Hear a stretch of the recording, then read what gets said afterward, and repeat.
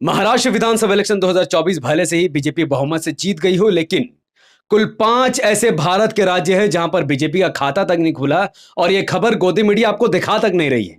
लेकिन एक एक सीट का विश्लेषण मैं आपको दिखाऊंगा, क्योंकि महाराष्ट्र और झारखंड के अलावा कुल भारत के 15 राज्यों के 49 विधानसभा के सीटों पर उपचुनाव कराए गए थे, जिसमें भारतीय जनता पार्टी को एक बहुत बड़ा झटका लगा है और एआईएमआईएम के लिए दिलचस्पी लोगों के अंदर बढ़ती हुई दिखाई गई है।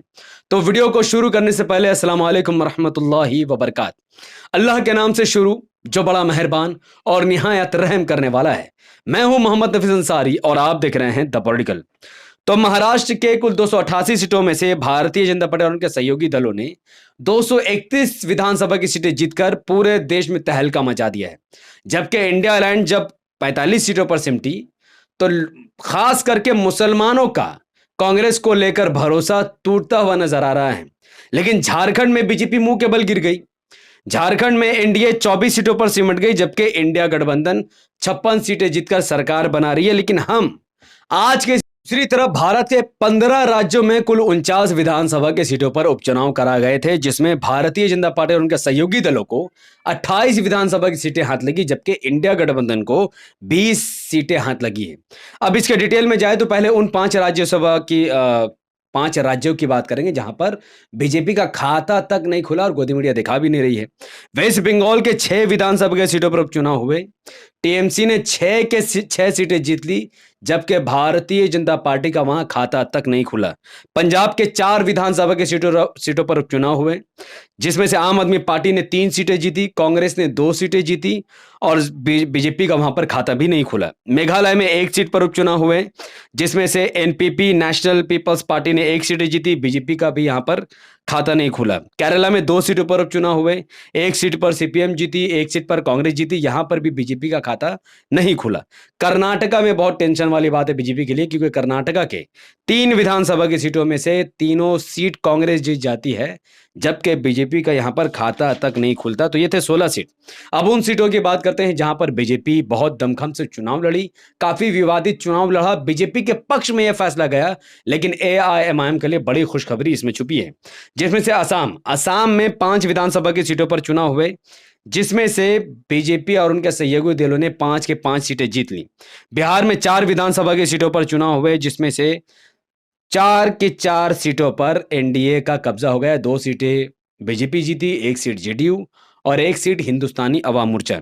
इसमें से उन सीट की खास तौर पर चर्चा करेंगे जहां पर एआईएमआईएम ने अपने उम्मीदवार उतारे थे, जिसमें से एक है इमामगंज। बिहार के इमामगंज में एआईएमआईएम कैंडिडेट को 7,493 वोट मिला, आरजेडी को 47,449 वोट मिला, जन स्वराज पार्टी को 37,000 वोट मिला। तो यहां पर आरजेडी 100% जीत रही थी, लेकिन जन स्वराज पार्टी आरजेडी के लिए गले का फंदा बन चुकी है और एआईएमआईएम भी आरजेडी के लिए गले का फंदा बन चुका है। तो अब या तो 2025 के विधानसभा इलेक्शन में आरजेडी को एमआईएम से अलायंस करना होगा, या फिर मुसलमान को टिकट देना बंद करना होगा और अपने यादव वोटर पर उनको अपना भरोसा दिखाना पड़ेगा। उसी बिहार के बेलागंज विधानसभा सीट में जनता दल का प्रत्याशी जीता, जबकि एआईएमआईएम के कैंडिडेट को 3,533 वोट मिला और जन स्वराज पार्टी को 17,285 वोट मिला। ये कुल मिलाकर 20/21,000 वोट हो जाते हैं और इतनी वोट से आरजेडी की हार हुई है। तो आरजेडी के लिए जन स्वराज पार्टी गला का कांटा बन चुकी है। और मैं फिर दोहराऊंगा, आरजेडी को मुस्लिम वोट से ज्यादा यादव वोट पर और हिंदू वोट पर फोकस करना होगा, क्योंकि यादव समाज अब उनको वोट नहीं कर रहा है। अब बात करते हैं छत्तीसगढ़ की। छत्तीसगढ़ में 1 विधानसभा की सीट पर उपचुनाव हुए हैं और वो 1 सीट बीजेपी जीत गई। कांग्रेस की बहुत बुरी तरीके से हार हुई है। तो मुसलमानों को समझना पड़ेगा, जो हिंदू वोटर है वो कांग्रेस का साथ छोड़ चुका है। उत्तर प्रदेश में 9 विधानसभा की सीटों पर उपचुनाव हुए थे। उन 9 विधानसभा की सीटों में से बीजेपी 6 सीटें जीती है, आरएलडी 1 सीट जीती है और 2 सीट पर समाजवादी पार्टी जीती है। उसमें से जहां पर एआईएमआईएम ने अपने प्रत्याशी उतारे, उसमें से है एक कुंदरकी में बीजेपी के कैंडिडेट को 1,70,371 वोट मिला। जाहिर है यहाँ पर पुलिस ने काफ़ी ज़्यादा बीजेपी के समर्थन में काम किया था, जिसका रिजल्ट दिख रहा है। जबकि समाजवादी पार्टी को सिर्फ मुसलमानों का 25,580 वोट और एएमएम कैंडिडेट को 8,111 वोट मिला है। अखिलेश यादव को समझना चाहिए कि उनको यादव वोट पर फोकस करना है, हिंदू वोट पर फोकस करना। अगर वो इसी तरीके से मुस्लिम वोट पर और मुस्लिम प्रत्याशी पर फोकस करेंगे तो उत्तर प्रदेश में आने वाले विधानसभा इलेक्शन में समाजवादी पार्टी का वही हशर होने वाला है जो बाई इलेक्शन में हुआ है। गाजियाबाद में भी अपने इमाम ने अपने उम्मीदवार उतारे। गाजियाबाद में इमाम के हिंदू उम्मीदवार को 6,536 वोट मिला, जबकि बीजेपी कैंडिडेट 69,000 वोटों से जीते हैं। यहाँ पर भी हिंदू समाज के लोगों ने समाजवादी पार्टी का साथ नहीं दिया है। अच्छा, इसके अलावा मीरापुर में एएमएम ने अपने कैंडिडेट उतारे। मीरापुर में एमएम के कैंडिडेट को 18,869 वोट मिला, जबकि आज़ाद समाज पार्टी को 22,000 और समाजवादी पार्टी को 53,000। ये कुल वोट अगर आप मिलाओगे तो ये कुल वोट 90,000 के आसपास चले जाएगा, जबकि आरएलडी के कैंडिडेट को 84,304 वोट मिला। तो आप समझ सकते हैं कि समाजवादी पार्टी को मुस्लिम भर भर कर वोट कर रहा है, लेकिन यादव समाज के लोग या दलित समाज के लोग या हिंदू समाज के लोग इनको वोट नहीं कर रहे हैं। तो ये उत्तर प्रदेश के मुसलमानों को समझना पड़ेगा कि अगर वो फिर से समाजवादी पार्टी की तरफ जाएंगे तो हिंदू वोट समाजवादी पार्टी की तरफ से खसक जाएगा।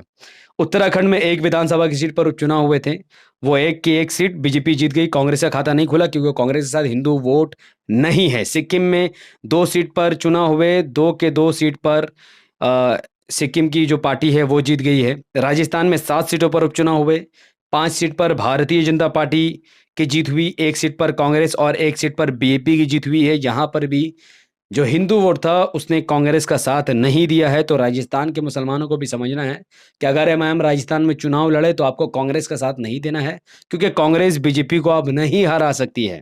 मध्य प्रदेश में 2 सीटों पर उपचुनाव हुए, 1 सीट पर कांग्रेस जीती और 1 सीट पर भारतीय जनता पार्टी की जीत हुई। यहाँ पर भी देखा गया कि कांग्रेस को दोनों सीटें जीतनी चाहिए थी, क्योंकि मध्य प्रदेश से सरकार से लोग खुश नहीं है।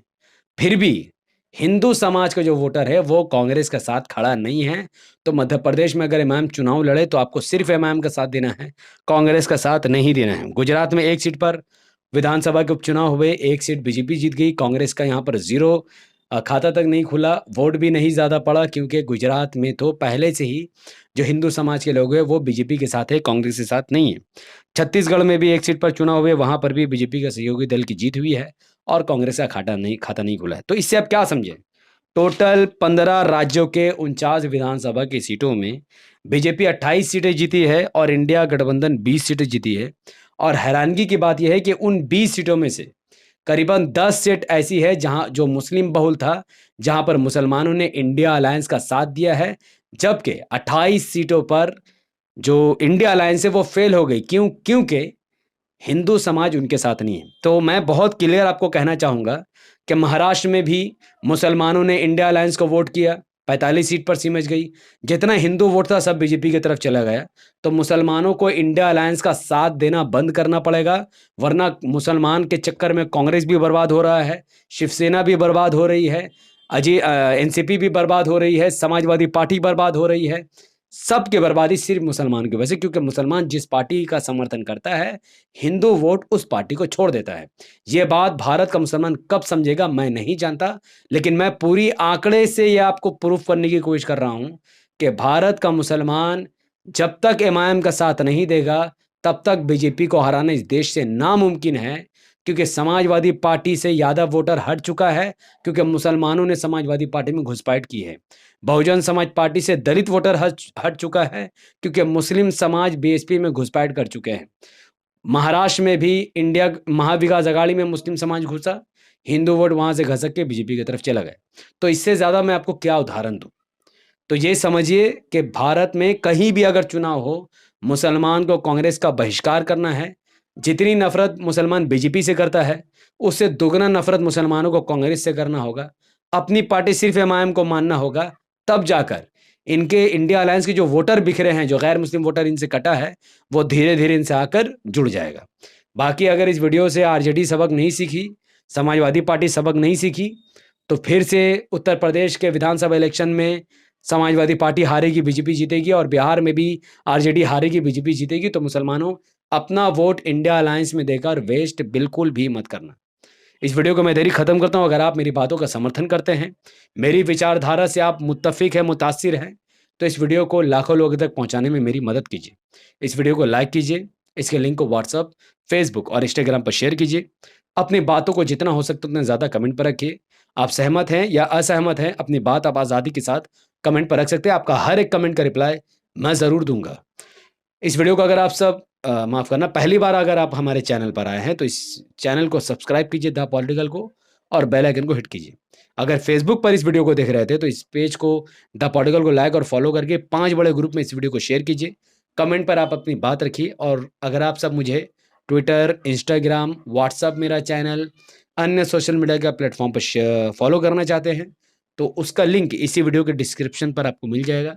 आप मुझे वहाँ भी फॉलो करके अपनी मोहब्बत और दुआओं से मुझे नवाज सकते हैं। मिलते हैं अगले वीडियो में जो कि संभल पर होगा। तब तक अस्सलामु अलैकुम वरहमतुल्लाहि वबरकात। अल्लाह की सलामती रहमत व बरकात अब तमाम भाई और बहनों पर हो। मे अल्लाह बी पीस अपॉन अस।